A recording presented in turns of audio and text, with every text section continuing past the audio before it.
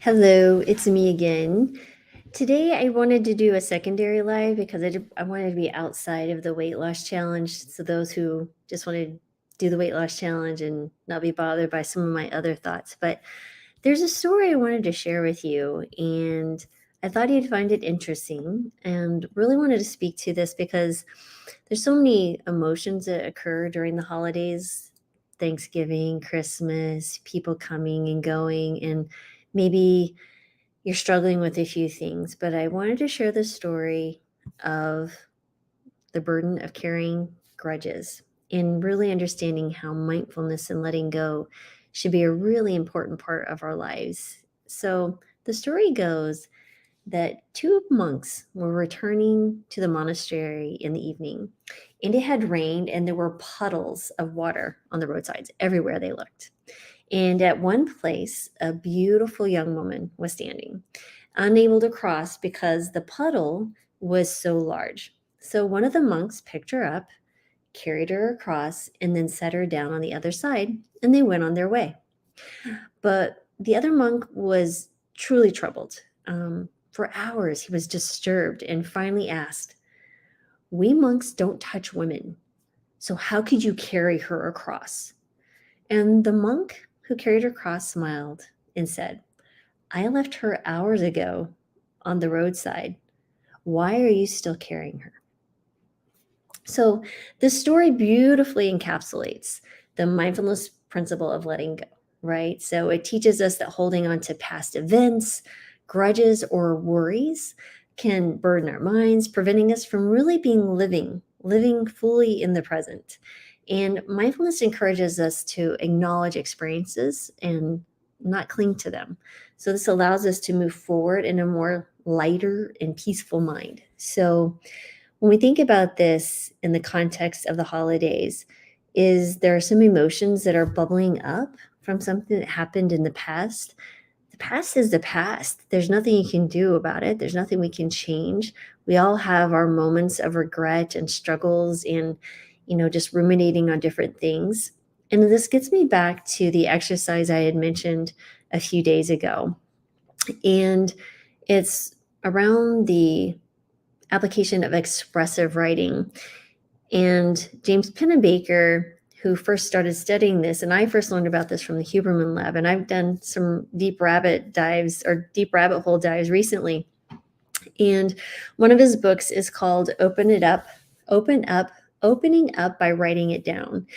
And the exercise goes that you write for 15 to 30 minutes over 4 days. They can be consecutive or, let's say, once every week for a month. And you write about something that's troubling you. So maybe there is something that you're holding on to, this tightness in your chest at just certain thought of a certain person or event or struggle or anxiety, something that's very troublesome to you that you haven't been able to really speak to someone else for whatever reasons. Many times we worry about the social impact of sharing something that's truly, personal, and something that we might struggle with, especially in today's world of social media and always feeling like you're never measuring up. I really want you to take consideration of self-reflection and using writing as an opportunity to kind of get it all together and helps you assimilate over time what's going on, because all these emotions, there's many things that are very complex about humans are very complex and difficult animals to understand, as we all know. But getting back to the protocol or the writing, expressive writing, you do this over the 4 days. And what they found is the first day can be really intense. When you're writing free form, just letting it flow, no concerns about grammar or sentence structure, and you're just getting started. Anything that comes up, just start writing. You really want to speak to the facts. You want to talk about your emotions that you felt then and now, and then write about anything else that actually might be related. For example, this monk in the story, he might sit down and write about he was really upset about this, and he couldn't understand why one of his comrades, would pick up a woman when they're not allowed to touch them and carry them across. Just let him figure that out. But over the course of 4 days, maybe he would come to accept the fact, and then maybe upon reflection, understand why he did it. Maybe he had learned the lesson of mindfulness. It's hard to say, but I just wanted to help you know that there is a way to at least get started on this. If, of course, there's points where someone needs therapists and help, and many of us will have friends and social support to help us kind of navigate struggles. But if ever you find yourself lonely and struggling, because it's really sad these days, so many of us don't have those close bonds and friends and family that we can rely on. But this might be a great start. So I would encourage you to check out the Expressive Writing.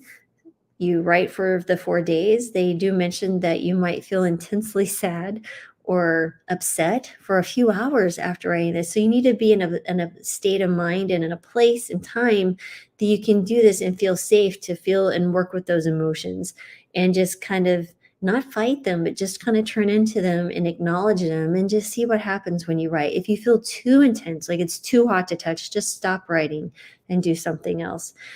And over the course of 4 days, what they find is that people feel so much relief. They start going from a more negative discussion to a much more positive discussion by the day 4. And I think it's powerful. I'm going to be working with some of my glucose mastermind individuals. We're going to be talking about this because I think it's such an important piece to maybe, relationship with food or people's trauma or struggles.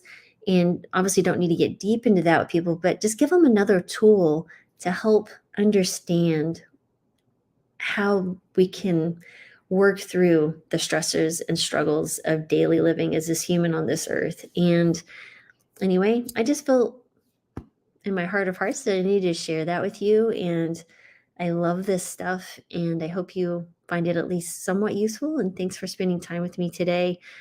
But this is the last day that we're going to be accepting Glucose Mastermind signups.